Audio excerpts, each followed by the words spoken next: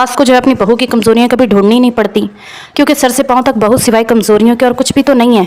सास का हमेशा यही ताना होता है कि खाती ज़्यादा है, बोलती ज़्यादा है, बहस ज़्यादा करती है, टाइम पे काम नहीं करती, टाइम पे खाना नहीं बनाती, तमाशे करती है, घर में किसी से सेंस से बात नहीं करती, किसी को सीधे मुँह जवाब नहीं देती।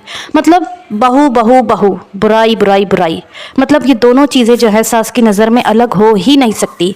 कुछ सासें तो ऐसी होती हैं कि वो बेचारी जो है ना कब्र में चली जाएंगी, लेकिन कभी भी जो है ना चंद अल्फाज बहू की तारीफ़ में नहीं कह पाएंगी।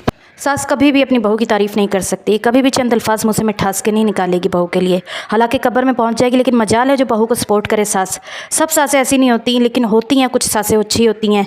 मैं सब सासों की बात नहीं कर रही, क्योंकि बहुत सारी होती हैं ऐसी और बहुत सी नहीं भी होती।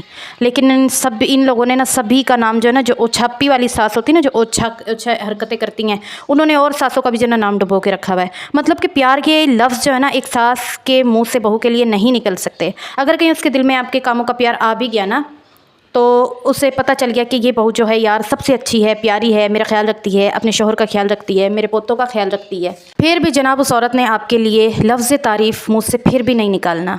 ये सिर्फ़ और सिर्फ अल्लाह ने आपकी माँ को ही दिया है। आप जितना भी माँ बाप को सता लो, लेकिन मजाल है जो माँ बाप के मुँह से दूसरों के आगे आपके लिए कोई गलत बात निकल जाए। इसीलिए अपने वालिदैन की कदर करें और दूसरों के आगे बिछना छोड़ दें। ससुराल आपका कभी भी अपना नहीं बन सकता, कभी भी आपका सगा नहीं हो सकता। ये बात अपने जहनों गुमान से निकाल दें।